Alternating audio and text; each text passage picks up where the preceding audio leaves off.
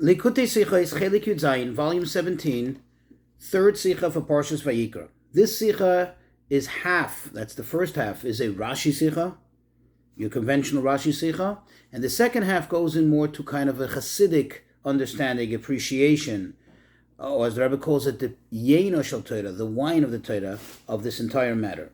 We're going to learn the first half, albeit briefly, but we'll try to get into the discussion to cover it as best as possible. And then we'll spend some time on the Hasidic, the esoteric aspect of it. Just a few rules that we're going to re-encounter here after so many Rashi Sichas that we learned. First of all, that everything in Rashi is precise. There's no extra words, there's no extra explanations. And even when Rashi brings proof from elsewhere, from other verses, each one is accounted for. Moreover, even the order in which he brings the verses to prove, to back up his point, that too has a lot of significance.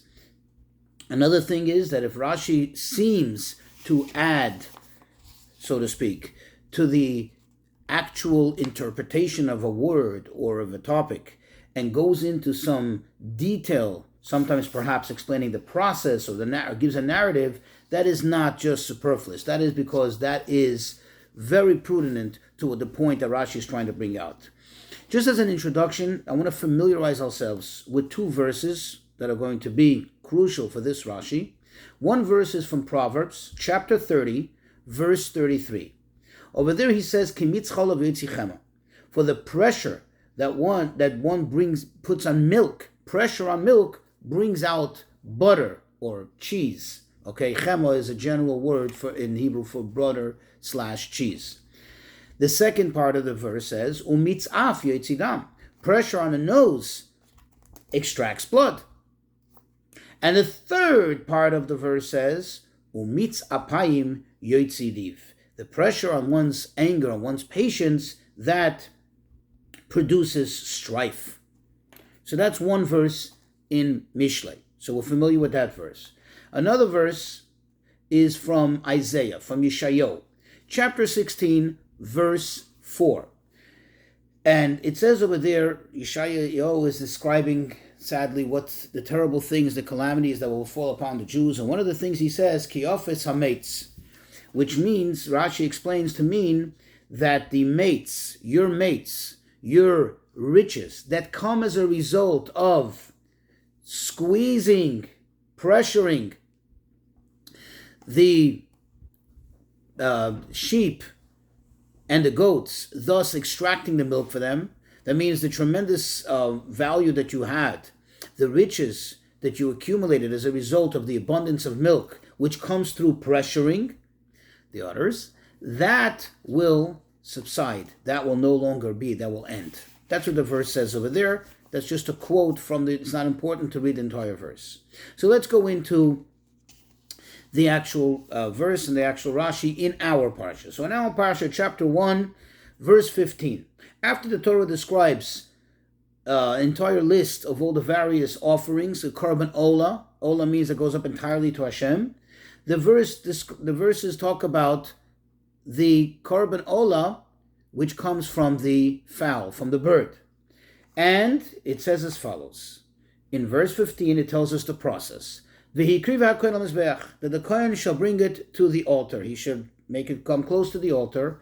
And he'll pinch off the head. This is interesting, that the bird offering was not slaughtered in the same way that the sheep or the goats or the cows were offered as an offering to Hashem, where they had to go through a proper conventional ritual slaughter with a knife. Rather, it was done by pinching off the head in a certain procedure that only the Kohanim knew. But that's not important. Then it continues and it says, Vayikra hamizbecha, and he should burn it on the altar. And here is the key of the Rashi, V'nimtza domo al kirat hamizbeach, and its blood shall be drained, V'nimtza domo, and his blood shall be drained out on the wall of the altar. So Rashi says in the heading, V'nimtza domo, Rashi says what this means is, this is lashon, this is an expression or this is similar to the expression in Mishle, in Proverbs, of mitz apayim, which is the pressure on the wrath, on the anger. If you recall that verse we brought from Mishle, from Proverbs. And then he continues with another proof. He says it's also like the word ofas hametz. This is from the verse in Isaiah, where it says that the extortion is at the end. The extortion that you'd get out from, we know what that means, from the sheep and from the goats, that is going to end. And then Rashi continues. He pressures the opening, the place from where he took its life, meaning the slaughtering spot. He pressures that on the wall of the altar. V'hadam mismatze, and the blood drains itself. V'yored, and it goes down. So it's obvious and it's clear that Rashi's objective here in this Rashi is to explain the word v'nimtza, which is a very uncommon word, and up till now in the Torah we never encountered it. So obviously Rashi's job is to explain to us what it means. However, the questions are, number one, what is the explanation, what is the connection to the second half of the Rashi? In other words, how does that connect to this? If his objective is to translate the word v'nimtza, he did a good job by bringing the first two verses that he brings, one from Proverbs and one from Isaiah, and that should suffice. What then is he adding by the narrative that he gives afterwards? And moreover, even if there is a reason for him to explain it, if he feels necessary to explain to us the process, it should have gone under a separate heading. Typically, when Rashi does so, he puts it under the same words perhaps, but a second heading, a second Rashi, because it's a separate subject. Here he explained and translated the word, and here he's telling us detail or giving us an explanation and process and procedure of how it works. Another question, why do we need to have two proofs? Why two verses? Why isn't one sufficient? And why specifically these two verses? There are other places in Tanakh, there are other places throughout Tanakh which have a similar expression of v'nimtzo or mitz, and they mean exactly the same thing. And another question number 4 already at, a very curious question. Rashi brings the proofs that he brings, but he seems to bring it in a reverse order. We know that the order in the Tanakh is Torah, Nevi'im, Uksuvim. Torah is the 5 books of Moshe. The Nevi'im are the prophets, and then the Ksuvim are the scriptures. Mishlei, Proverbs, is in the third part, is in the Ksuvim, in the order of Tanakh. Isaiah, Yeshayahu, is in the second part, which is in the Nevi'im. So why then does Rashi bring first a proof from a latter part of the Tanakh, and only then does he bring from a prior part of the Tanakh? Another question, and this is a very obvious question, especially considering that we had the introduction. I presented the full verse in Proverbs. In the verse in Proverbs, it says 3 times the words mitz. It says it mitz as in relation to the milk, mitz in relation to the blood streaming from the nose, and then it says mitz in relation to suppressing the anger, pinching, pressuring the anger. So why does Rashi resort to the last mitz in the verse when he has 2 prior to it? Why did he bring it specifically from here? So the explanation of all this is as follows. You see, Rashi is not only out to translate the word v'nimtza. For that it would have sufficed to say only what it means, and that's it. How Rashi rather is also, his objective is to answer a question which seems to pop up here. It seems to be something that really is bothersome here.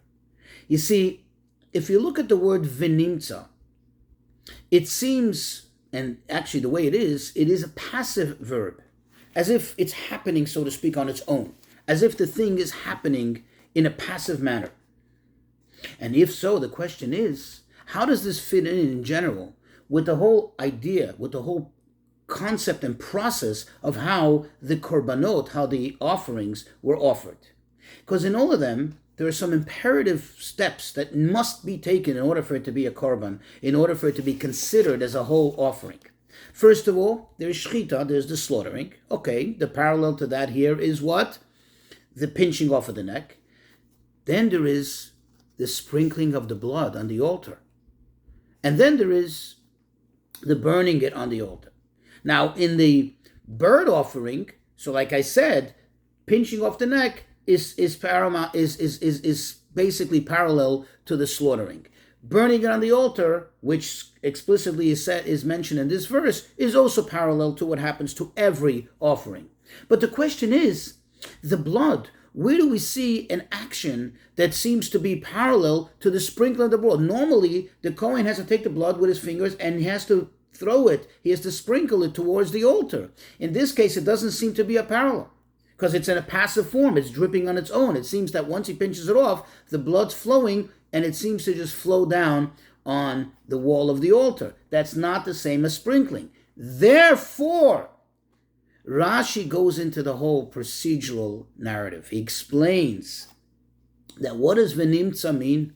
Nimtza doesn't mean that it's a passive thing, but rather that you're constantly squeezing it, so you're squeezing out the blood. And this is exactly similar and parallel to what sprinkling of the blood is. Because sprinkling of the blood is where the Kohen actively sprinkles the blood, actively throws the blood onto the altar. Here you're actively pressuring the opening of the neck in order for the blood to flow on the wall of the altar, which is ostensibly the same thing. And now we can better appreciate why Rashi brings his proof, why he focuses in at the end of that verse in Proverbs. You remember I asked, there were 3 mentions of the same word mitz, which all mean pressure.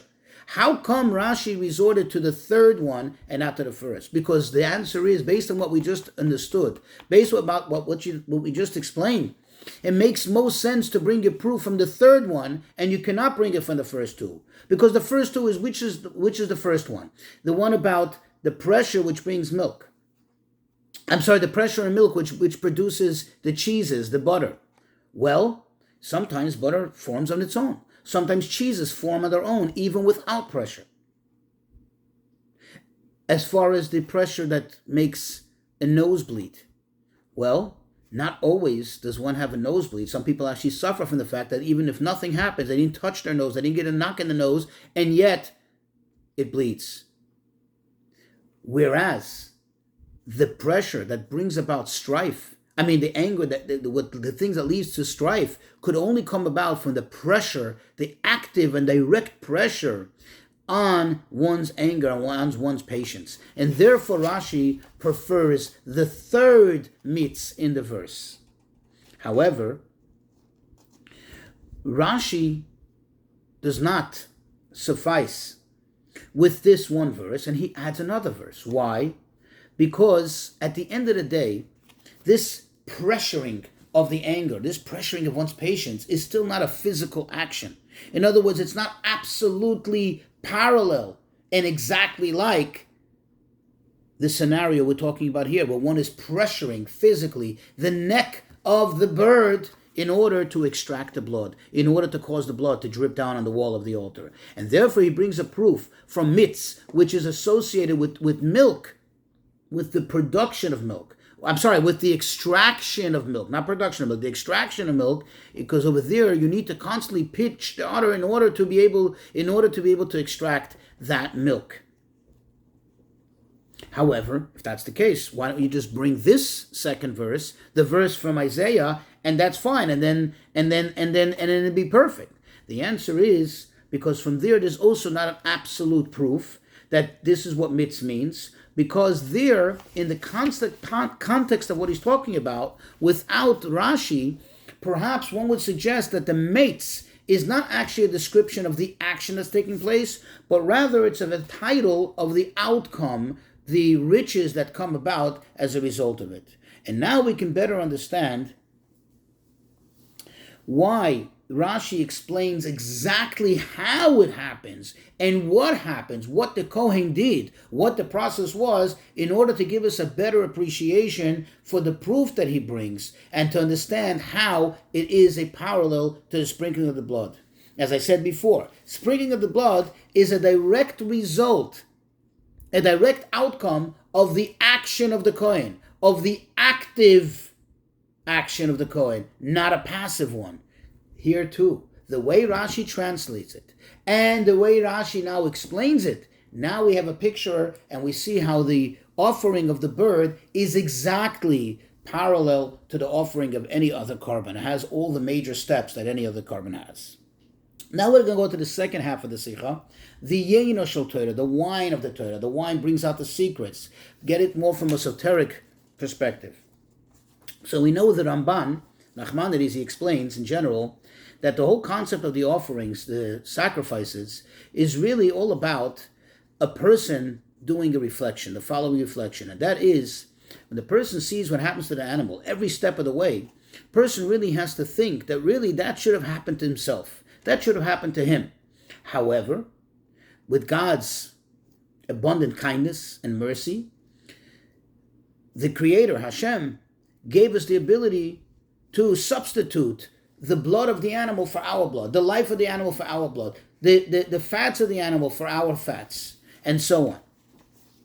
So this tells us that the whole concept of a korban, the whole concept of an offering, really parallels what really the person should be doing, the person's approach to getting closer to Hashem. So let's look at the main components of every offering and get a better appreciation of this. In every offering, the most important, the most imperative components is the blood has to end up on the altar and the chel of the fats. That means even such offerings that they are consumed by the individuals or the Kohen that eat them, but the main thing that has to go on the Mizbeach, the main thing that has to be offered to Hashem is the blood and the fats. What does the blood represent? The blood represents, in Yiddish, it's called the koch. Literally, koch means the cooking, the boiling. It means the excitement we have in things. And the fats, what do fats represent? So we know fats is really a result of pleasure.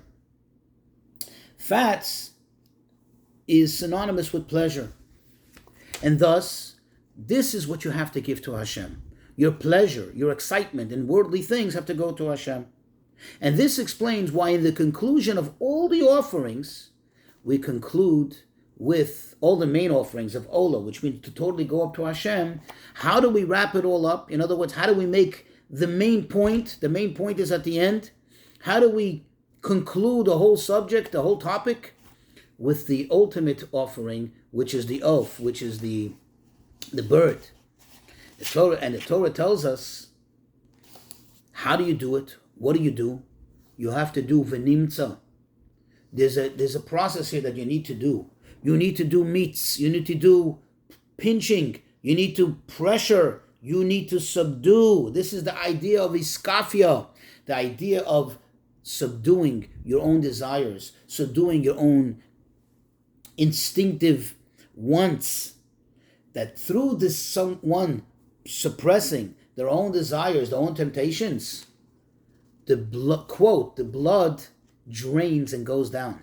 Meaning the excitement that one has and all the pleasures of the worldly pleasures, that starts to subside, that starts to go down.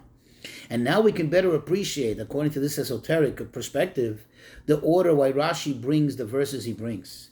He brings the verse from Proverbs which says, Mitzapayim yoitziroiv, that the pressuring of the patience, of the anger, this generates strife.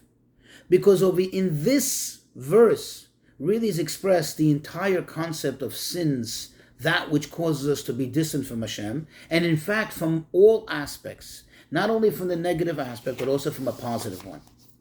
Let's begin first by appreciating that the symbol, the ultimate symbol of sin, the ultimate sin is avodah zarah, worshipping idols. And the ultimate sin, we know the Talmud says, Kol hakois keilu oved avodah zarah. Anybody who gets angry, it's as if he's worshipping idols. What does that mean? Well, the Alter Rebbe explains in Tanya that when one gets angry, it means one gets annoyed, upset about something that's happening to them. That is an indicator that the person doesn't believe or doesn't remember to think that is happening to them at that moment is happening from Hashem. not from the person that's doing it to him or the object or the thing that's causing this pain or whatever it may be, but rather that it's coming from Hashem. So when they get angry, that is an indicator that they're in a certain sense worshiping Avodah Zarah. What does it mean, Avodah Zarah idols? That you are paying respect, that you're giving some level of credence to something outside of Hashem. Well, that is parallel to what's happening when a person gets angry and is as if attributing what's happening to him to that particular person or that particular item or that particular circumstance. This is, of course, in a general sense. In a more refined manner, in a particular manner, every sin, in a sense, is Avodah Zarah. Every time you separate yourself from Hashem, meaning you indulge in your own desires, in your own temptations, that, in essence, is a separating from Hashem. That is, in essence, paying tribute, paying and giving importance to something outside of Hashem. And this is how this verse applies, which is saying is that a person who is mitzapayim, when he pressures the patience, and he is pressuring himself not to do the right thing, but he's actually pushing, creating the anger, that is as if, so to speak, creating a strife with Hashem, a separation with Hashem. However, in the positive, when a person is mitzapayim, when a person sacrifices himself, and he starts to suppress this anger, instead of it being him generating anger between him and Hashem, he generates anger against the Yetzer Hara, against the evil inclination. And this is where his Yotzi Riv, he really puts out all out strife on the Yetzer Hara, and he gets closer to Hashem. And now we can understand also why Rashi introduces, in this esoteric thinking, why Rashi introduces the second verse. What is the second verse talking about? It's talking about suppression and bringing out milk. What does milk have anything to do with this? So you see, the real question is as follows. Think about it for a moment. Even when a person sins, we know ultimately that it comes from Hashem. The whole idea that a person can stumble and fall into temptation, even that was orchestrated by Hashem. Why would Hashem do it? What does Hashem gain out of it? What exactly does Hashem want? Why does he even make us encounter and come close with sin? Why? For what purpose? For what end? If at the end of the day he doesn't want us to sin? The answer is because it's for the ultimate benefit that will come from it. As the Alter Rebbe brings in Tanya, the verse, V'gam, from the verse from Proverbs, that he says that everything that Hashem created, he created for his own purpose, for the purpose of what he, to manifest his purpose, his objectives, his goals. And he says there, V'gam rasha liyom ra, that even the rasha, even the wicked one, or wickedness, Hashem created in order to take the bad and the dark and turn it into light, to turn it into day. The night, the bad, the evil, and turn it into positive, turn it into day. So likewise over here, if you think about it, what is the idea of milk?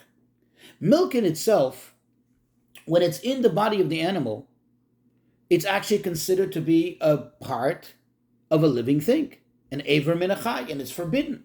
It's forbidden.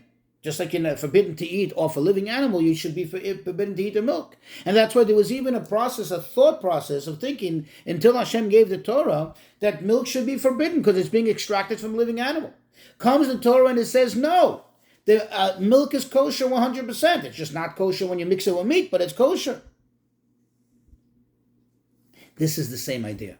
The thing in itself, before the, quote, pressure you put on it, before the squeezing, before the pinching of the bad, before the pinching and suppression of the bad, it in itself may be a very bad thing.